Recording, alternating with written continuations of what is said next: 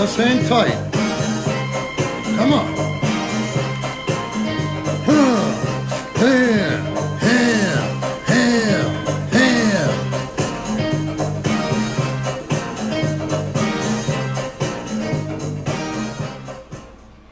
Hey guys, French wrestlers, you should know today we're going to honor, effing honor, probably one of the greatest French wrestler ever to exist. He is a French-American wrestler, was a French-American wrestler, Verne Gagne. The music you were listening to, kids, and Tommy Michaels, you're going to get this. That song is called The Sound of Philadelphia by The Sound of Philadelphia. It was not the opening to Verne Gagne's AWA wrestling program.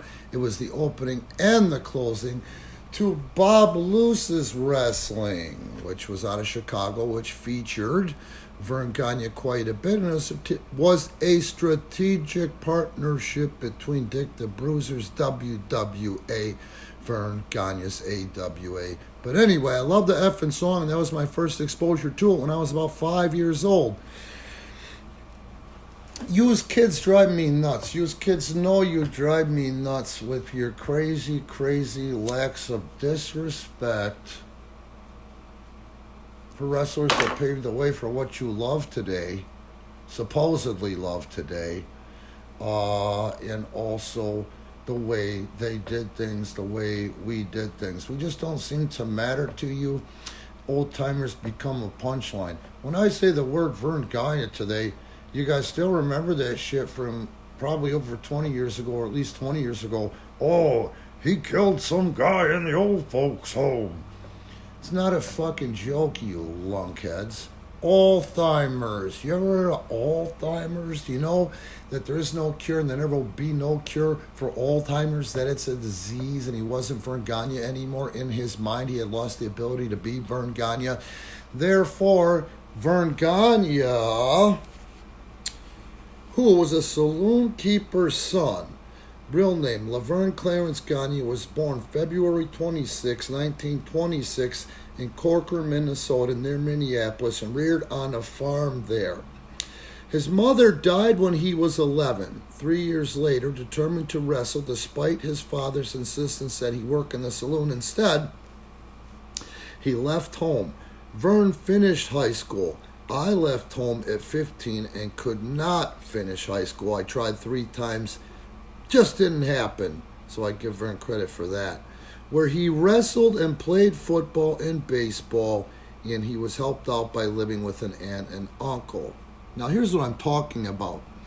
You take a man with Alzheimer's who, by all practical purposes, or for all practical purposes, is a very dangerous man without the certain gray matter that he needs to control it or channel it.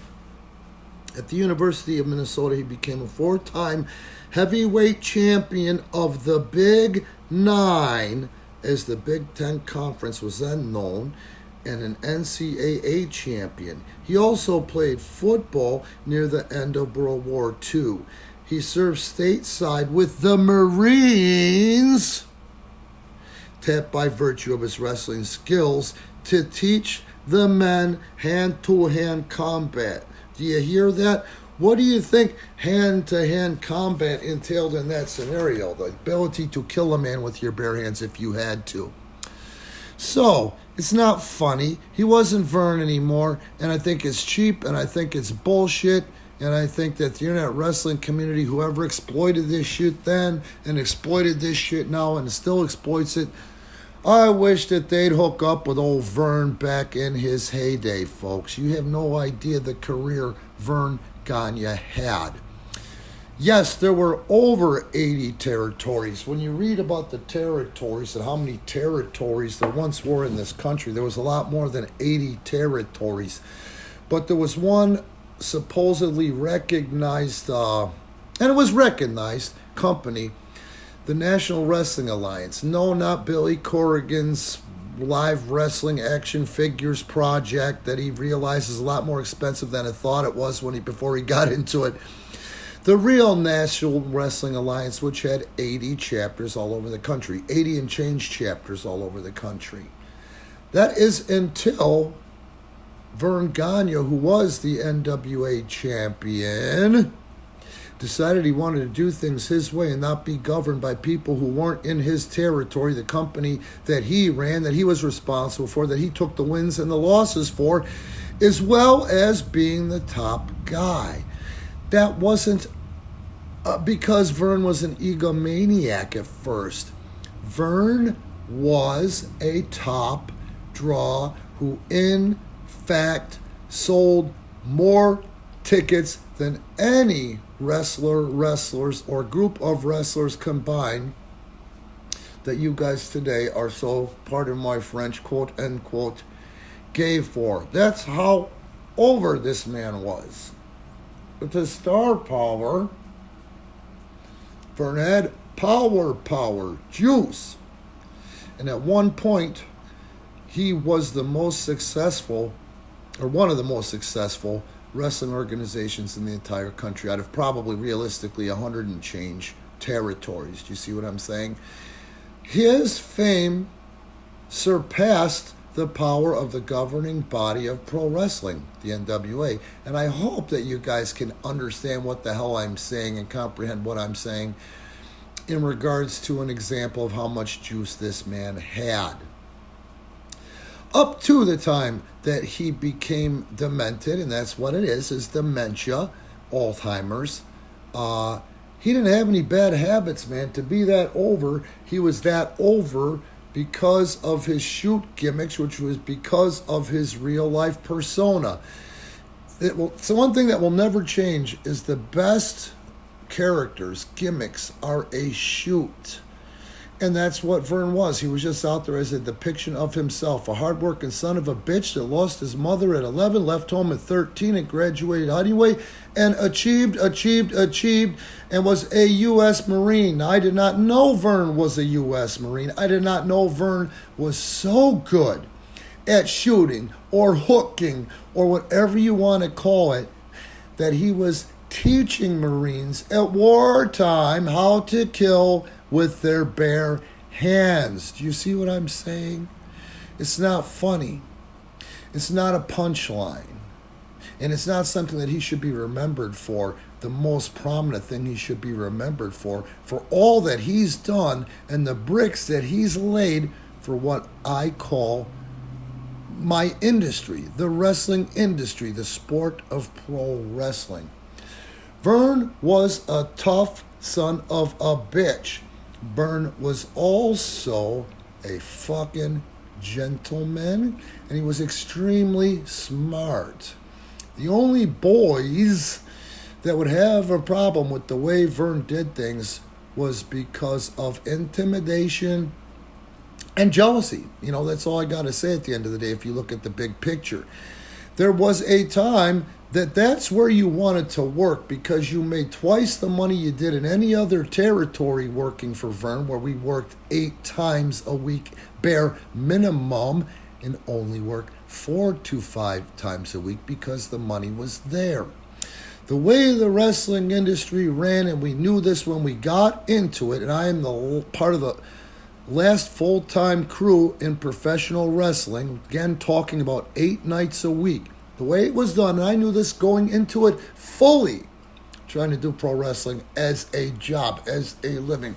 Be a real wrestler, not some indie idiot imitator on the weekends for friends and family and your 15 or 20 likes and dislikes that don't buy your merchandise anyway. 33 1/3% of the gate went toward the venue and the advertising.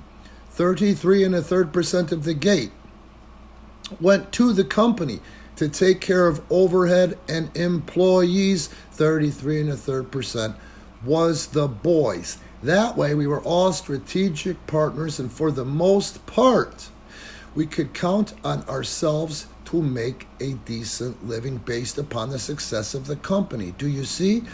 When the money was there, Verne was extremely generous to the talent, i.e., Why did Nick Bockwinkel mostly work for the AWA for his long, beautiful, and illustrious career? Why did anybody spend so much time working for Verne Gagne and the AWA for decades upon decades upon decades? Because they wanted to, because Verne took good care of them. When things started to slow down, that 33 1/3 dropped off. So your guys like Verne Gagne, your guys like Jerry Jarrett are pictured or depicted as heels or cheapskates or carnival scumbags, which is not the case whatsoever. Why were they not entitled to keep what they earned? Why should they have dipped into their pockets to pay us more? You understand? Now, I will say, and someday I'll go into long detail about it, Jerry Jarrett and Verne Gagne, who I personally knew, I knew Verne pretty good, but Jerry Jarrett was my friend and my mentor and one of my father figures as a guy who grew up basically without parents, okay? The thing that they could have done, the things that they could have done is optimize.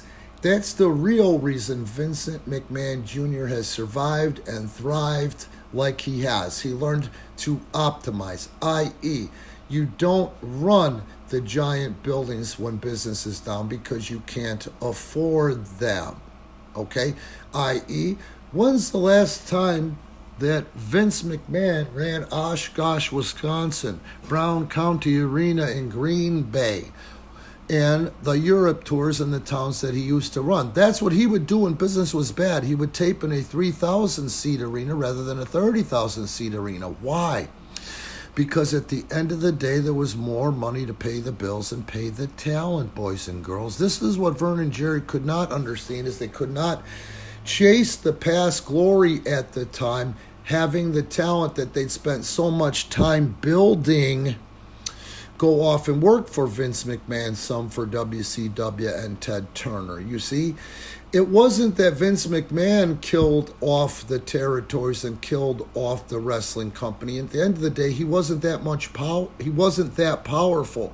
He had as much power as guys like my friends Jerry Jarrett and Verne Gagne gave him. Unfortunately, Vince got in their heads. They could have kept things going, if they would have learned to optimize. But I can understand not being able to optimize, i.e., here's a prime example.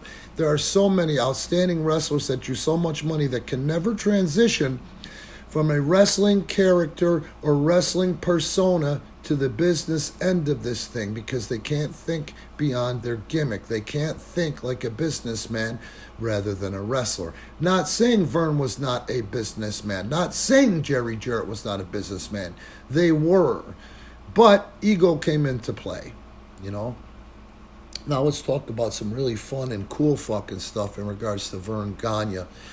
I'm going to go ahead and try not to mention names, even though I want to bury the shit out of people, but I'm probably not a good example when I do, I'm one of those people that feels like an asshole is an asshole is an asshole. However, it's probably not a good example for me to go ahead and bury people and mention names, even though it would probably get us a lot more views and comments, even the shitty ones, which YouTube and the algorithm don't give a fuck if it's a bad comment or a good comment, you know what I'm saying? But I'm not going to do it. Not going to do it. Nope. I ended up in a position within my first 4 matches, okay? I was in the right place at the right time and somebody didn't show up. There was a company in Chicago that Greg reached out to looking for talent to do one of their tapings that they were going to run at the Mayo Civic Center in Rochester, which is actually a little odd at the time because of the fact that Rochester wasn't exactly an AWA town, so they must have gotten a decent deal on the building. But once again, it was just too big for the kind of talent that they had at the time, and it was kind of ridiculous at the time, but as a transition period. If memory serves, they had Nick Bockwinkel, Baron von Raschke, Sergeant Slaughter, and more. Larry Zbyszko was the champion. Here's the thing.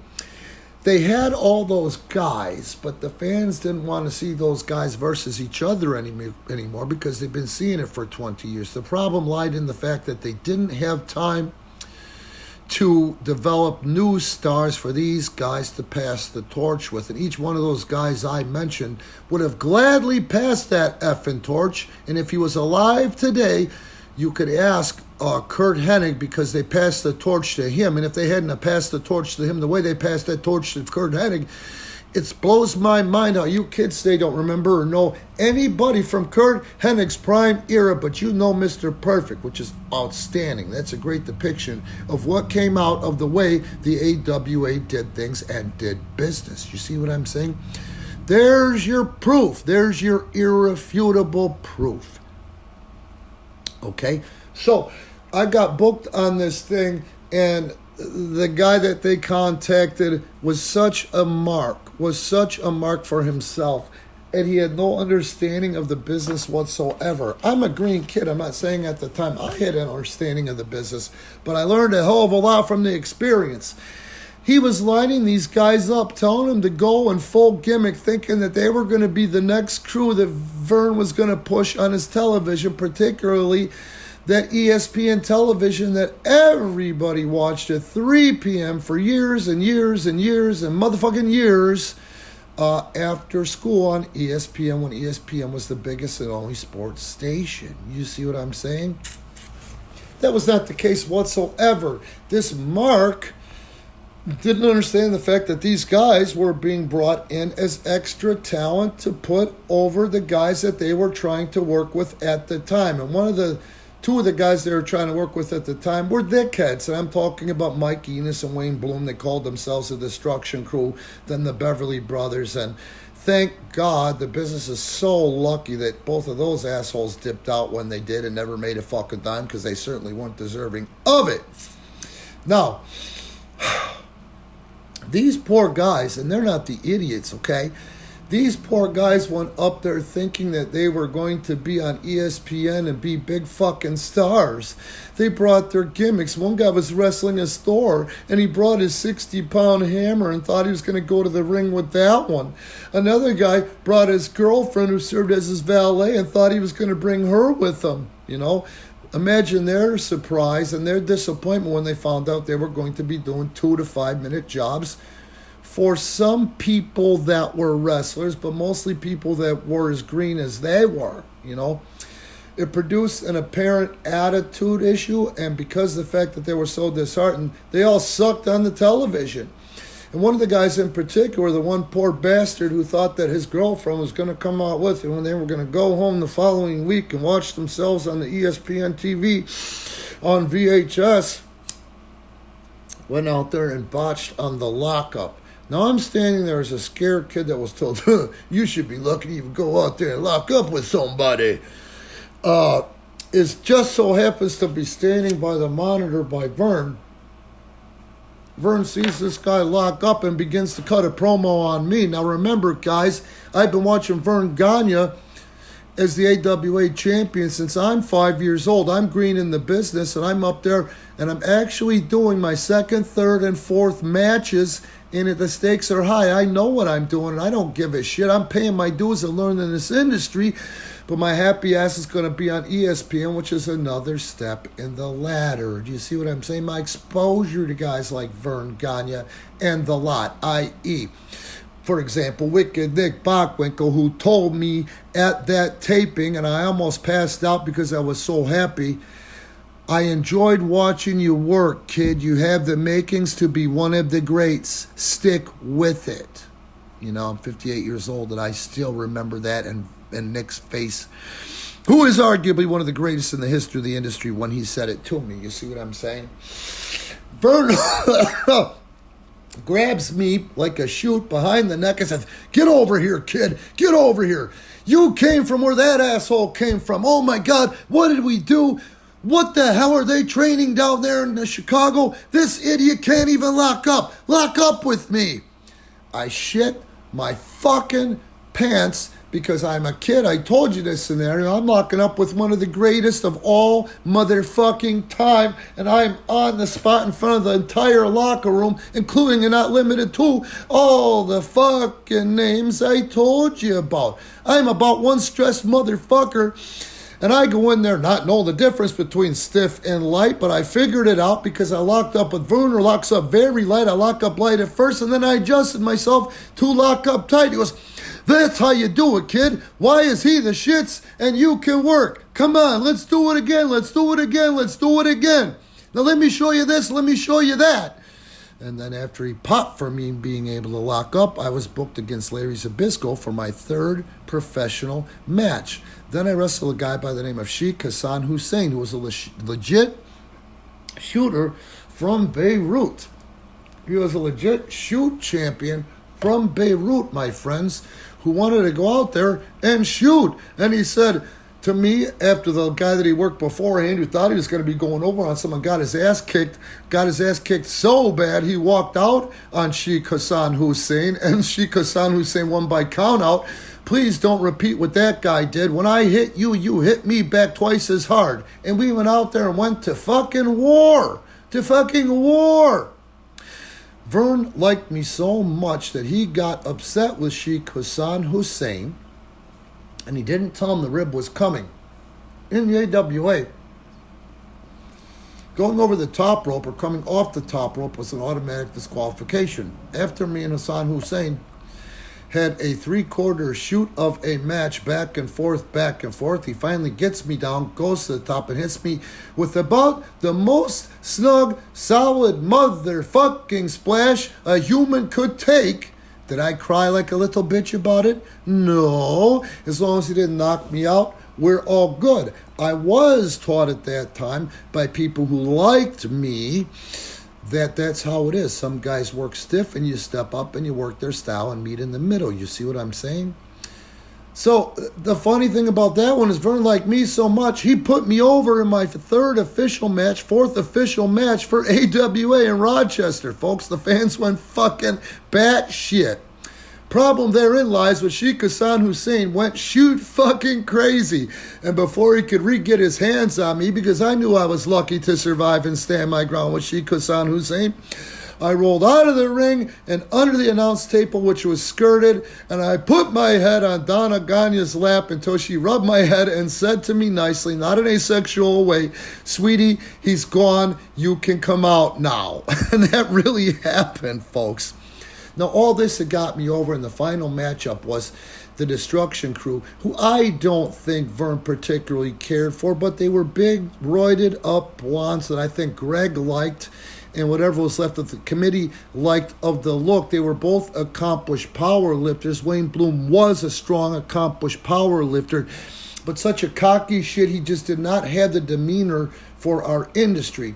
It was one of their first matches as a tag team, and it helped that they were trained by Brad Ringens, and no slights on Brad whatsoever. I don't think they were ready to wrestle. I don't think Brad would have let them wrestle under normal circumstances, but they put the bill for what Verne and Greg thought that the wrestling fan wanted to see, so they super shotted him out there. They hot shot him out there, and they put him against me and someone else, and I can't remember who. They gave us something like 12 or 15 minutes, and these poor bastards got lost. Now, due to the fact that I'd had 300 camp matches training where I was training, because I was always stepping up to be the guy to go in there and work with guys at where I was training that would come there to work out, to practice their moves and get some timing before they went to, let's say, Japan for Rocco Rock, Ted Petty, the Cheetah Kid, or Mexico, or wherever, you understand, or maybe even for tryouts for WCW or AWA. When everybody else was afraid, I'd step up and let them beat the fuck out of me, and then I'd get their respect, and then they'd say, let's work a match. I want to show you some stuff, you see? So I automatically, almost instinctively knew how to carry that match, and then they tried to imitate the Road Warriors finish, where they put you on one of the other asshole's shoulder, the other asshole comes off the top rope, and you're supposed to do a moonsault, and then they pin you. Well, the problem there was that in no way, shape, or form did Mike Enos or Wayne Bloom have the motherfucking strength or the motherfucking timing or gave two fucking fucks about what they did to the guy in that situation. Matter of fact, I know at least one person off the top of my head that got their motherfucking neck broken, not to the point where they died, from those guys being the fucking shits. Well, I had more of a timing that I didn't even know I had at the time. So when they hit me, and in the incompleteness of the move, I threw myself over. And in the process of throwing myself over, I twisted the other way and landed on my back. And that lit up Greg and Verne like nobody's business. They were all over me for carrying that fucking match and for the finish, which appeared for 3 years on the opening of the ESPN program. You know, they thought I had killed myself, and I learned such a valuable lesson that day of how to protect myself in there against anybody. Now, after that, they really liked me, and I started to smarten up. But I looked at guys like Tommy Jammer, DC Drake, these fucking idiots, the Destruction Crew, and I'd go up there and do their TV. And after the second or third time, I started thinking, I don't think I should do this anymore because I'm lucky to escape with my motherfucking life, you know? And these guys are the fucking shits. Nobody's watching anymore, and this talent roster is garbage, you know? Now, I will say, I was lucky enough to go up there and work every time. My first year in the business, I worked with Larry Zbyszko as the AWA champion, which is outstanding. I learned more in those 4 matches with Larry Zbyszko than I did the 3 months between each match. You see what I'm saying? Even though it was a 4 to 7 minute match, man. You know what I mean? That was great. But then I looked at it and said, fuck that noise. I'm not going to go up there again and work with the Destruction Crew. And Greg used to call me himself because he would call Tom Rocky Stone and would tell him, Randy's not going up there anymore because he keeps getting put in these fucked up situations and feels like he's a better worker than the current guys who are out there. Greg said, give me his number, I'll call him. And Greg called me, used to call me all the time myself. And I says, Greg, of course, it's not that I'm better than anybody else, but we're talking about my safety, dude. I'm not going to go out there and put over the super trooper Tommy Jammer in no way, fucking shape or form. I'm sure you would do it either. And he agreed, you know. We didn't agree to disagree, but I didn't bury myself. Now, I'd started doing work for the WWF at the time, but that's another story. So let's go ahead and spill into this one. And this was outstanding, guys. Fast forward to WrestleMania, whatever the fucking fuck, when it was in Chicago at the Rosemont Horizon, okay? That day I'd gotten some terrible news, and I went into this whole whacked out fucking zone, something I've been working for 2 years on, working my ass off on, got way the fuck fucked up when Victor Quinones, the owner of IWA Puerto Rico, had passed that morning. And we'll talk about Victor another time, but not today. And this was WrestleMania, and this was where Vince had bought Verne's library, and he inducted Greg and Verne, I believe, into the Hall of Fame, okay? When I was doing jobs for World Wrestling Entertainment, I did jobs for World Wrestling Entertainment as Jerry Fox. And one day Howard Finkel said, where are you from and how much do you weigh while we're out there? And the first thing that came to mind to be cute and funny and to let Greg know I was there was 218 pounds for Mound, Minnesota. This not only popped Howard, but in fact, popped Vincent McMahon, who's actually came up to me one time and said, that's freaking awesome. Now, what's funny about that is the boys started to tease Greg about it because they had gotten back to Greg. And I'd heard things, but I hadn't seen Greg since that started happening. This is a way, way, way long time afterwards. This is 20 years past. And I see Greg and Verne there, and I'm just in my element there at this WrestleMania. Not that I was a cocky shit whatsoever, but I just decided I'm going to be myself. The full Rand, the full Monty, and it worked in my favor. It got over, you know. I did and said so many things that did not get me heat, but only got me over more, and even got the attention of Vince. And Vince actually put his arm around me and Gurria in the middle of a rib that we were doing to each other. You know, we actually calmed Vince down, who was really stressed out about the match he was working in, the promo that he had to cut up to that point. We made him laugh, and he was eternally grateful from that point on. So I see Greg come in, and he just looks at me and gives me this smile, puts his head down and shakes it, you know. but the smile was undeniable. So he's walking by with Verne, and I go up to Greg, and Greg shook my hand, looked me in the eye, and laughed and said, "Hi, Randy." Verne, who I don't think was quite there yet. I think he was in the dementia state where he wasn't so far gone that he didn't have his memory, but it was starting, and that's what dementia usually is. It's the onset of Alzheimer's. He wasn't as far gone as the internet idiots like Meltzer and shit were trying to make him, you know. And you could go ahead and see a speech and see the fact that he was with it enough to give a compelling acceptance speech for his induction, you know.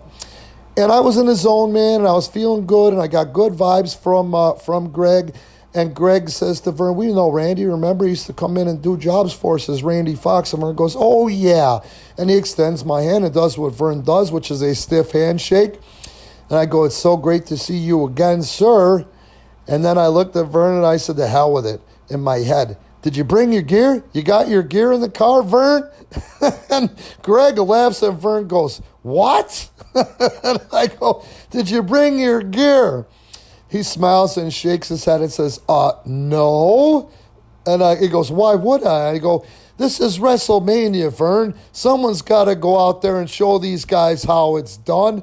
And he laughed his balls off along with Greg, and I got hugs from both of them and another arm around me from Vincent Kennedy McMahon, you know. I just want to say at the end of the day, wrestling history is important. If you're a fan who says that you love this so much or obsesses with it so much, if you say you want to be a wrestler and love wrestling so much, blah, blah, blah, blah, blah, blah, blah, how do you know where you're going if you don't know where you came from? Do you understand? Verne Gagne is not someone to be laughed at or a punchline or to be ripped on. He is to be held in his highest regard as a Muhammad Ali. Do you guys get that? You know, I am very proud to have known him. I am very proud to have crossed paths with him. And I am extremely, extremely and forever grateful for the fact that my wrestling career, and in fact my life, has been influenced by one of the greatest, or actually let's go ahead and say it again, the greatest French-American wrestler in the history of the industry, Verne Gagne. Guys, please note this is being brought to you without commercials. This is a long-in. So you got to be an asshole not to at least like and subscribe. I'm going to go ahead and put an awesome link in the description for you guys with more info on Verne, because I know a lot of people like facts of who beat who when and all that shit. And also note in the description how to support Premier Pro Wrestling. This is sponsored by Premier Pro Wrestling, and you'll see there specifically links to Premier Pro Wrestling's official merchandise shop at Pro Wrestling Tees. I hope you some of the bitches enjoyed this as much as I did. I enjoyed it. My soul is cleansed. This house is clean.